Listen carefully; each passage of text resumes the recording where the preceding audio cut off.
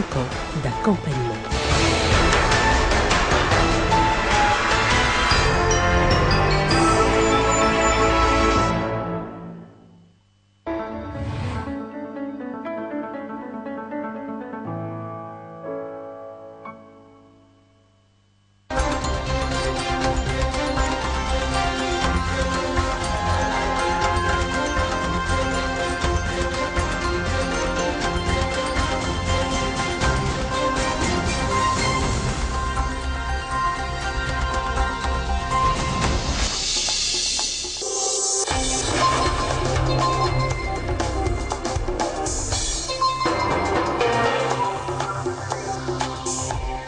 Les lauréats de la première promotion de l'École nationale de l'administration étaient à l'honneur.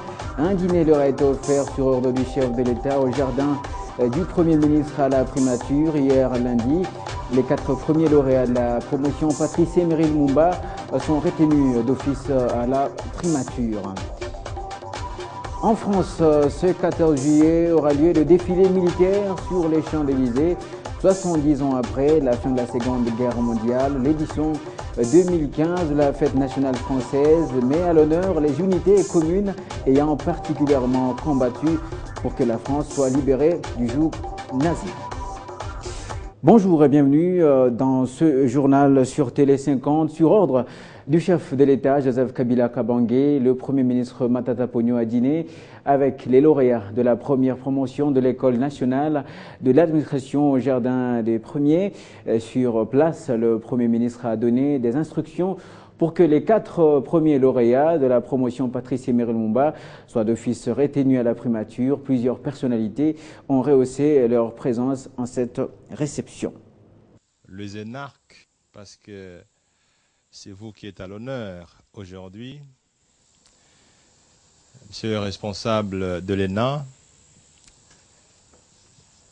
il nous était pratiquement indispensable de recevoir la première promotion des énarques dans le jardin des premiers pour manifester l'intérêt particulier que le chef de l'État accorde à la promotion de la jeunesse fonctionnaire, pour témoigner de l'intérêt que le gouvernement, dans son ensemble, témoigne à l'adhésion de cette nouvelle jeunesse dans la fonction publique, pour montrer combien nous soutenons les énarques.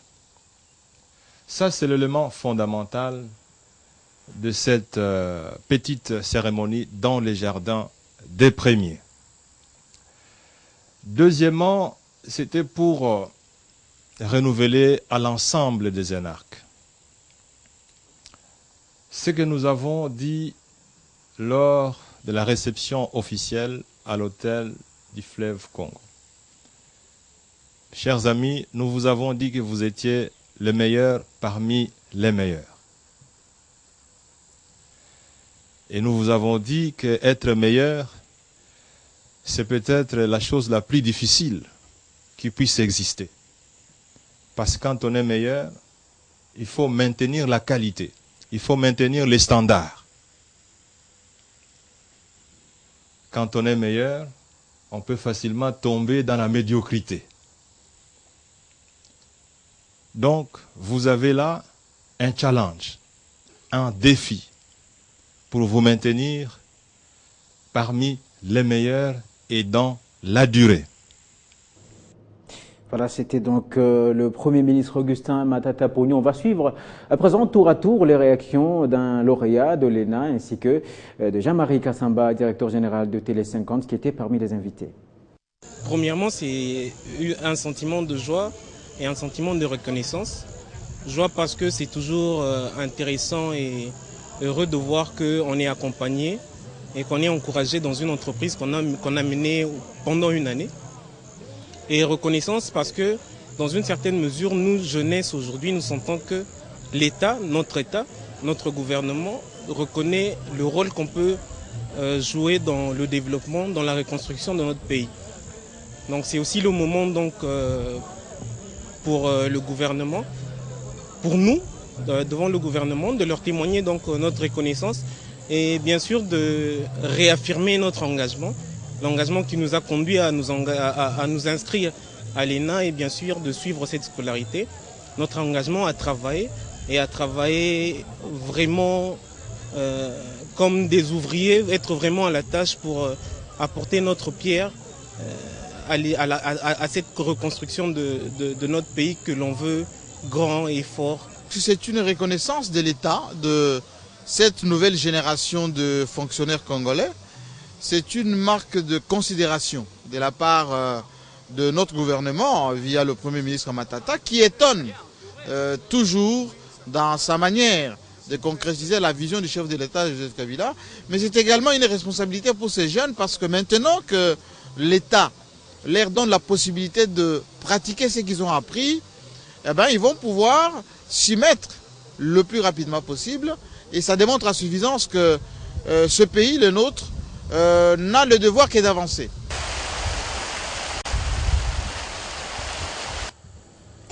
Au Congo-Brazzaville, deuxième jour de dialogue national à Sibiti, le ministre d'État Firmin a installé le présidium devant diriger les travaux. Il est ouvert hier lundi et à la tête on retrouve le président du Sénat, André Obambi. Il est issu de la majorité qui est suivie de Jean-Pierre Ba et Chris-Antoine Walembo de l'opposition précisément du CNR. On retrouve également dans ce comité les membres du parti centre de la société civile. Floride Zontoto est notre envoyé spécial sur place. C'est le directeur du cabinet du chef de l'État qui a lancé ses travaux au nom du président de la République, Denis Sassou Nguesso.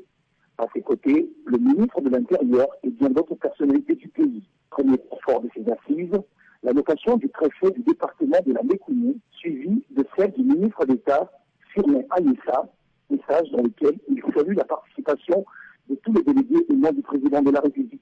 Firmin Aïssa appelle tous les délégués à profiter de ce rendez-vous pour sceller le compromis historique sur les questions de l'heure, notamment ceux liés à la gouvernance électorale et les réformes institutionnelles. Pas de chahut, pas de vote, rien que le consensus.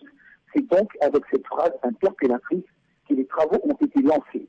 Deuxième temps fort de ce dialogue, c'est la mise en place du présidium. À ce sujet, 7 personnalités issues des formations politiques différentes vont conduire les travaux.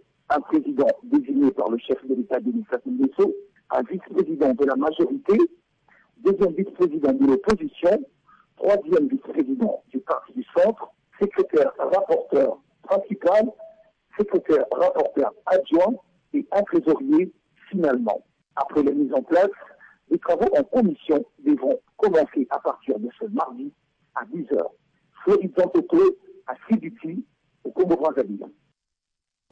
Revenons à Kinshasa. La ministre du Commerce, Nefertiti Ngundiaza, a procédé hier lundi au lancement des travaux préparatoires du deuxième examen des politiques commerciales de la RDC à l'Organisation mondiale du commerce qui aura lieu au mois de juin 2016 à Genève.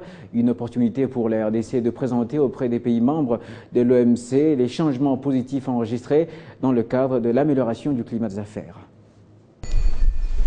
C'est en 2010 que la RDC a présenté pour la première fois sa politique commerciale auprès de ses partenaires de l'Organisation mondiale du commerce.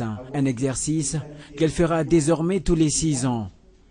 En marge de sa deuxième participation au mois de juin 2016, la RDC, via son ministère de commerce, vient de lancer officiellement les travaux préparatoires de ces assises en vue d'établir un rapport global sur la situation commerciale en RDC, les avancées enregistrées sur l'assainissement du climat des affaires et les perspectives d'avenir. Nous aurons à pouvoir présenter beaucoup de choses, les avancées, les réformes et les stratégies commerciales que nous avons pu adopter pendant ces 4 ans passés. Pour Nefertiti Ngundiaza, l'implication de toutes les composantes dont les activités ont une incidence directe ou indirecte sur le commerce est importante pour la réussite de cet événement. Il y aura beaucoup de travail, beaucoup de questionnements et je lance vraiment un appel vibrant à tous les points focaux, à tous les experts de pouvoir être disposés à travailler pour que la RDC puisse présenter une politique commerciale qui sera acceptée par tous les États membres de l'OMS. L'Organisation mondiale du commerce qui veille aussi au grain pour la réussite de cet événement pourra envoyer la semaine prochaine une délégation à Kinshasa. À l'université de Kinshasa, le bâtiment de la faculté de droit a été réhabilité par le vice-premier ministre, ministre de l'Emploi, Travail et Prévoyance sociale, Willy Makiachi, qui est passé par cette faculté il y a plusieurs années. Ce geste a été salué par le recteur de l'UNIKIN, le professeur Labana et tous les étudiants de cette université. Regardez. La faculté de droit à l'université de Kinshasa revêt sa plus belle robe, et ce, grâce à un ancien étudiant de cette faculté, devenu professeur et vice-premier ministre, ministre de l'Emploi, Travail et Prévoyance sociale. Son Excellence, Monsieur le vice-premier ministre, Willy Makiachi avait promis il y a plusieurs jours de réhabiliter ce bâtiment. Samedi 11 juillet, il a procédé à l'inauguration de ce bâtiment de la faculté de droit, totalement rénové. Comme Jésus-Christ l'a dit, soyez mes imitateurs. Et comme il y a les concepteurs de la modernité, le président Kabila qui nous a élevés en dignité, et qui est Sissabidimbu, et donc nous sommes ses imitateurs. C'est à plusieurs égards que nous le faisons, et c'est beaucoup plus pour servir. Murs, toilettes, bureau administratif, tout est nickel. Le recteur de l'UNIKIN, le professeur Labana, salue l'initiative. Ce geste va interpeller ses collègues qui ont terminé, qui peuvent revenir ici au sein de leur faculté, et les autres dirigeants des autres ministres ou des députés. Ils peuvent aussi venir en aide à la faculté, tout simplement à l'université, pour que l'université redémarre avec les enseignements dans des locaux neufs. Construit en 1954, l'université de Kinshasa compte 12 facultés. Elle accueille à ce jour plus de 25 000 étudiants au lieu de 5 000 comme initialement prévu.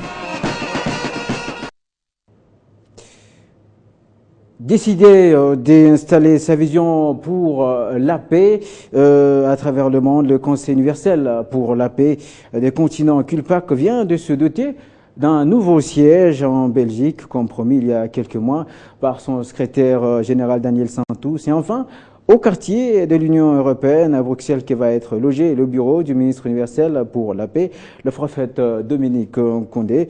Je vous propose les détails dans cet élément.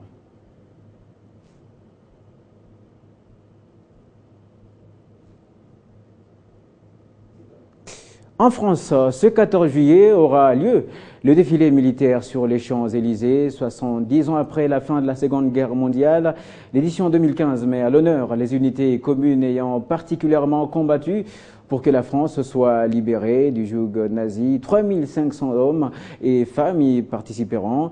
Mais 6 mois après les attentats de Paris, cette édition 2015 est aussi marquée par la lutte contre le terrorisme. Les rencontres entre soldats et population, traditionnellement organisées dans l'après-midi, ont été annulées. Et c'est la fin de ce journal. Merci d'avoir suivi et restez fidèles au programme de Télé 50.